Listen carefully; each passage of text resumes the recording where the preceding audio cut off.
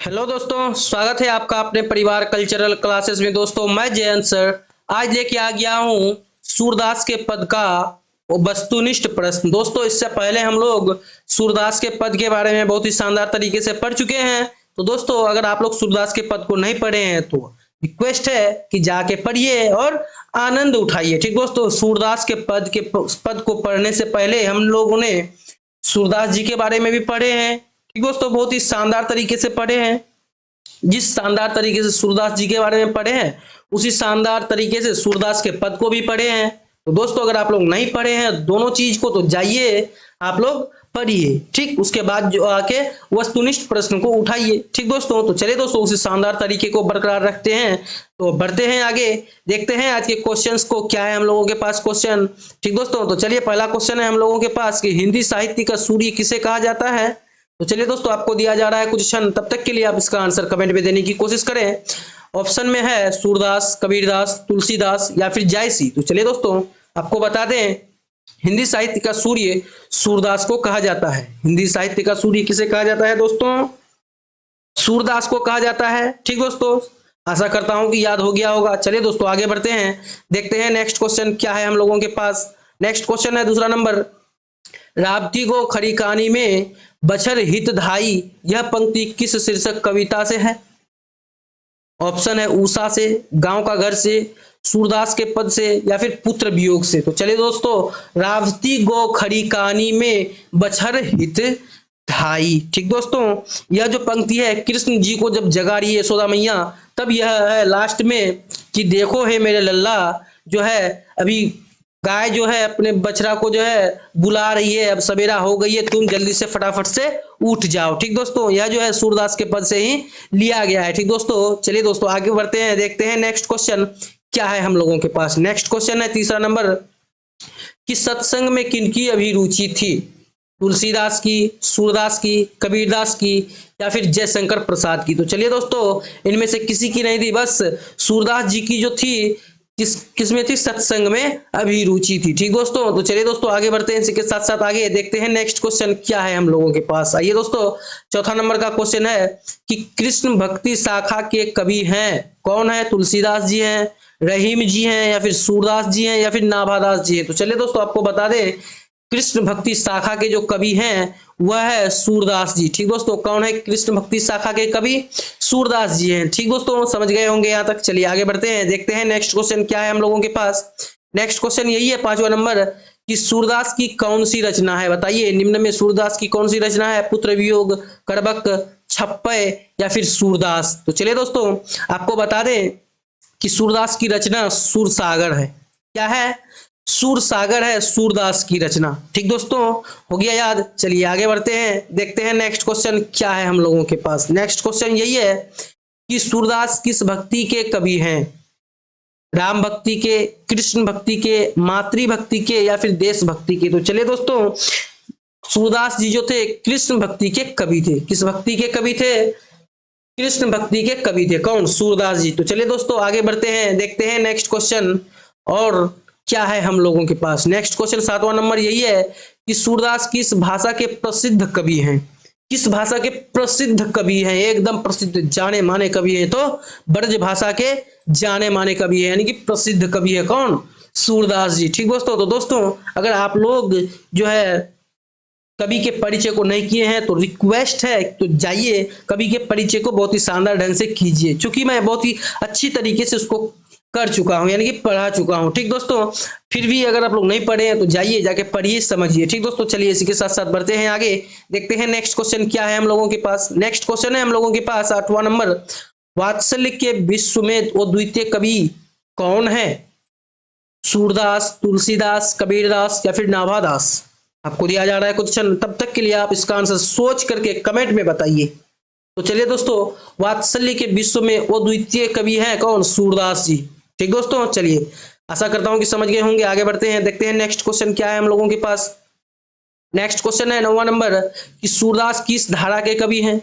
राम सरई, कृष्ण सरई या फिर शैव या फिर इनमें से कोई नहीं। चलिए दोस्तों आप जैसे कि आप सभी लोग जानते हैं कि कृष्ण भक्ति के जो थे बहुत ही प्रसिद्ध कवि थे। कौन? सूरदास जी। तो चलिए कृष्ण भक्ति, कृष्ण सरई के कृष्ण सरई धारा के कवि हैं कौन? सूरदास जी। ठीक दोस्तों, आप लोग जानते हैं पहले से भी।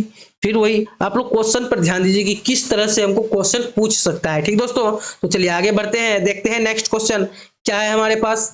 आइए 10वां नंबर का क्वेश्चन है कृष्ण कहाँ बैठकर भोजन कर रहे हैं? नंद की गोद में, यशोदा की गोद में, यमुना के किनारे, या फिर कदम्ब के पेड़ पर? तो चलिए दोस्तों आपको बता दें, कृष्ण जी जो है नंद की गोद में बैठकर भोजन कर रहे हैं, कुछ खुद खा रहे हैं, कुछ नंद के मुंह में दे रहे हैं। यह मनोरम दृश्य देखकर जो है यशोदा मैया वह पूरा एकदम आनंदमय हो जाती है। ठीक दोस्तों, चलिए आगे बढ़ते हैं, देखते हैं नेक्स्ट क्वेश्चन क्या है हम लोगों के पास। तो 11 नंबर का क्वेश्चन है कि प्रस्तुत प्रथम पद में कृष्ण को किसकी सूचना दी जाती है? प्रथम पद में किसकी सूचना दी जाती है? भोर होने की। और दूसरे पद में क्या होता है कि वह नंद की गोद में बैठकर भोजन करते हैं। ठीक दोस्तों, तो प्रथम पद में किसकी सूचना दी जाती है माता यशोदा द्वारा? भोर होने की सूचना दी जाती है उसको। किसको? कृष्ण भगवान को। तो चलिए दोस्तों समझ गए होंगे, यहाँ तक आगे बढ़ते हैं, देखते हैं नेक्स्ट क्वेश्चन क्या है हम लोगों के पास। नेक्स्ट क्वेश्चन यही है 12वां नंबर कि सूरदास हिंदी साहित्य के किस काल के कवि हैं? आदिकाल, भक्ति काल, रीति काल, या फिर आधुनिक काल? तो चलिए दोस्तों आपको बता दें, सूरदास हिंदी साहित्य के भक्ति काल के कवि हैं। किस काल के कवि हैं दोस्तों? भक्ति काल के कवि है। चलिए इसी के साथ साथ बढ़ते हैं आगे, देखते हैं नेक्स्ट क्वेश्चन क्या है हम लोगों के पास। नेक्स्ट क्वेश्चन है 13वां नंबर, कौन सी रचना सूरदास की है? सूरसागर, साहित्य लहरी, सुरसावली, या इनमें से सभी? तो चलिए दोस्तों आप लोग ध्यान दीजिए कि सूरदास की रचना इनमें से सभी है, यानी कि सुरसागर भी है, साहित्य लहरी भी है और सुरसावली भी है, यानी कि इनमें से सभी इसका आंसर हो जाएगा। क्या हो जाएगा इसका आंसर दोस्तों? इनमें से सभी हो जाएगा इसका आंसर, याद रखिएगा। ठीक दोस्तों, इसमें ज्यादा प्रचलित यही है कि सूरसागर इसमें ज्यादा प्रचलित है। चलिए दोस्तों इसी के साथ साथ बढ़ते हैं आगे, देखते हैं नेक्स्ट क्वेश्चन क्या है हम लोगों के पास। नेक्स्ट क्वेश्चन है कि कौन सी रचना सूरदास की है? सतसई, दोहावली, सूरसागर, गीतावली? तो चलिए दोस्तों जैसे कि हम लोग कुछ क्षण पहले इसकी चर्चा किए हैं, तो सूरसागर जो है इसकी रचना है, सूरदास की रचना है। तो चलिए दोस्तों आगे बढ़ते हैं, देखते हैं नेक्स्ट क्वेश्चन क्या है हम लोगों के पास। नेक्स्ट क्वेश्चन है 15वां नंबर क्वेश्चन कि सूरदास को किस चीज की भूख थी? तो कृष्ण की जूठन की भूख थी उसको। किसको? सूरदास जी को कृष्ण की जूठन की भूख थी। ठीक दोस्तों, इसका जो है बहुत ही शानदार तरीके से दिया हुआ है। किसमें?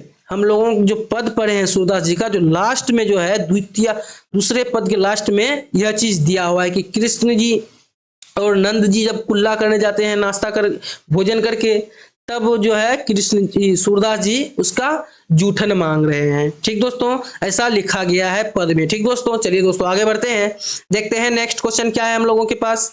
आइए नेक्स्ट क्वेश्चन है 16वां नंबर की सूरदास की अनुमानित जन्म तिथि क्या है? 1478, 1475, या फिर 1480, या फिर 1482? तो चलिए दोस्तों आपको बता दें सूरदास का अनुमानित जन्म तिथि क्या है? तो 1478 है। ठीक दोस्तों, याद रखिएगा 1478 सूरदास जी का अनुमानित जन्म तिथि है। तो चलिए दोस्तों इसी के साथ साथ बढ़ते हैं आगे, देखते हैं नेक्स्ट क्वेश्चन क्या है हम लोगों के पास। नेक्स्ट क्वेश्चन यही है कि मीरा ने अपना प्रियतम किसे माना है? ऑफकोर्स कृष्ण को माना है। इसने किसको माना है? कृष्ण को माना है। किसने? मीरा ने। चलिए दोस्तों आगे बढ़ते हैं, देखते हैं नेक्स्ट क्वेश्चन क्या है हम लोगों के पास। नेक्स्ट क्वेश्चन है सूरदास के दीक्षा गुरु का नाम क्या था? क्वेश्चन 2019 में पूछा गया, इसलिए हाई अलर्ट, सतर्क, सावधान हो जाइए आप लोग। सूरदास के दीक्षा गुरु का नाम है नरहरि दास, या फिर विठल दास, विठलनाथ दास, या विठलनाथ, बल्लभाचार्य, या फिर आनंद दास? तो चलिए दोस्तों आपको बता दें सूरदास जी के दीक्षा गुरु थे बल्लभाचार्य। कौन थे?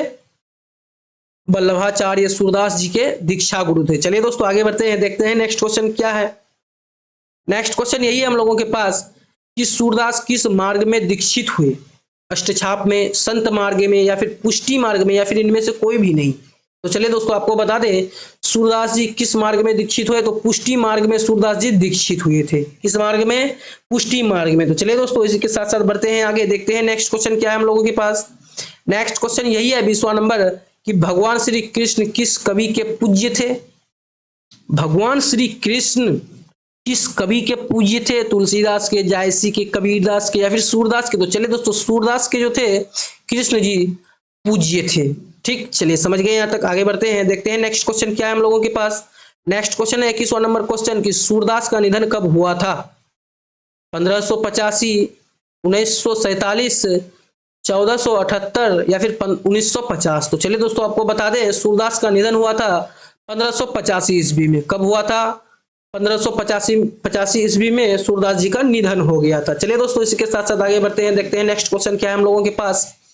नेक्स्ट क्वेश्चन यही है 22वां नंबर क्वेश्चन की सूरदास का जन्म स्थान कहाँ है? मद्रास, पूर्णिया, भाई पूर्णिया तो नहीं होगा, समस्तीपुर बिहार भी नहीं होगा, तो दिल्ली के निकट सीही नामक ग्राम में इसका जन्म स्थान था। ठीक दोस्तों समझ गए यहाँ तक? सूरदास का जन्म स्थान दिल्ली के निकट सीही नामक ग्राम में इसका जन्म हुआ था। ठीक दोस्तों चलिए आगे बढ़ते हैं, देखते हैं नेक्स्ट क्वेश्चन क्या है हम लोगों के पास। चलिए 23वां नंबर का क्वेश्चन है, बहुत ही शानदार ढंग से दिया हुआ है, आप लोग देखिए और इसका आंसर कमेंट में देने की कोशिश करें। ठीक दोस्तों क्वेश्चन है कि सूरदास का निवास स्थान कहाँ है? गौघाट वृंदावन, रामपुर बांदा उत्तर प्रदेश, राजस्थान, कानपुर उत्तर प्रदेश। तो चलिए दोस्तों सूरदास का निवास स्थान है गौघाट वृंदावन। कहाँ है सूरदास जी का निवास स्थान? गौघाट वृंदावन। ठीक दोस्तों तो चलिए दोस्तों आशा करता हूँ कि समझ गए होंगे। आगे बढ़ते हैं, देखते हैं नेक्स्ट क्वेश्चन क्या है हम लोगों के पास। नेक्स्ट क्वेश्चन यही है 24वां नंबर क्वेश्चन की सूरदास ने शिक्षा कैसे ग्रहण की थी स्कूल में? अपने गुरु से, स्वाध्याय से या फिर गुरुकुल से? तो चलिए दोस्तों आपको दिया जा रहा है कुछ क्षण, तब तक के लिए आप इसका आंसर कमेंट में देने की कोशिश करें। तो चलिए दोस्तों आपका समय हो गया है अब खत्म। सूरदास ने जो शिक्षा ग्रहण किए थे वह स्वाध्याय से, यानी कि अपने आप से वह ग्रहण किए थे। ठीक, वह कहाँ जाते पढ़ने? सूरदास जी उसका आंख भी नहीं थी तो कैसे जाते? वह सिर्फ कृष्ण भक्ति में लीन रहते थे हर टाइम। ठीक दोस्तों चलिए दोस्तों आशा करता हूँ कि समझ गए होंगे। चलिए आगे बढ़ते हैं, देखते हैं नेक्स्ट क्वेश्चन क्या है हम लोगों के पास। 25वां नंबर का क्वेश्चन है कि सूरदास का दीक्षा काल कब तक था? दीक्षा काल कब तक था सूरदास जी का? 1509 से 1510, 15,010 से 11, 15,012 से 15 या फिर 16,011 से 18। तो चलिए दोस्तों एक साल का था सूरदास जी का दीक्षा काल, यानी कि 1509 से 1510 इसका आंसर हो जाएगा। तो चलिए दोस्तों हम लोगों ने आज बहुत ही शानदार तरीके से सूरदास जी के पद को समाप्त कर चुके हैं। पहले तो सूरदास जी के बारे में पढ़े, फिर जो है सूरदास जी का पद को पढ़े और आज जो है सूरदास जी के वस्तुनिष्ठ प्रश्न को पढ़े बहुत ही शानदार ढंग से। आशा करता हूं कि समझ गए होंगे। अगर आप लोगों को कहीं भी दिक्कत हो आंसर खोजने में तो यहाँ देखिए बहुत ही शानदार तरीके से आपको उत्तर दिया हुआ है और शानदार ढंग से आप तैयारी को जारी रख सकते हैं। तो चलिए दोस्तों अगर आप लोग कल्चरल क्लासेस के इन सारे प्लेटफॉर्म से नहीं जुड़े हैं तो जाके जुड़ जाइए और ढेर सारे लाभ उठा सकते हैं। तो चलिए दोस्तों इसका जो आपको पीडीएफ है डिस्क्रिप्शन बॉक्स में बहुत ही शानदार ढंग से मिल जाएगा। तो दोस्तों आप लोग जाइए और अवश्य से अवश्य ही डिस्क्रिप्शन बॉक्स को चेक करें, क्योंकि हम लोग जितने भी चैप्टर को पढ़ते हैं सब चैप्टर का पीडीएफ जो है आपको डिस्क्रिप्शन बॉक्स में मिल जाएगा। आप लोगों को घबराना नहीं है, डिस्क्रिप्शन बॉक्स में जाना है, डिस्क्रिप्शन बॉक्स ओपन करना है और उसमें से पीडीएफ डाउनलोड कर लेना है और शानदार तरीके से पढ़ाई को जारी रखना है, छोड़ना नहीं है कहीं पे बीच में भी। ठीक दोस्तों तो चलिए दोस्तों आशा करता हूं कि समझ गए होंगे। तो दोस्तों यहाँ तक अगर आप लोग वीडियो को देख चुके हैं तो कर दीजिए इस वीडियो को जमकर लाइक कर दीजिए, इस वीडियो को अपने दोस्तों के साथ जमकर शेयर। तो चलिए दोस्तों आज का क्लास हम लोग यहीं पे समाप्त करते हैं, फिर मिलते हैं कल नए उमंग और उत्साह के साथ और एक नए चैप्टर के साथ। तब तक के लिए राधे राधे।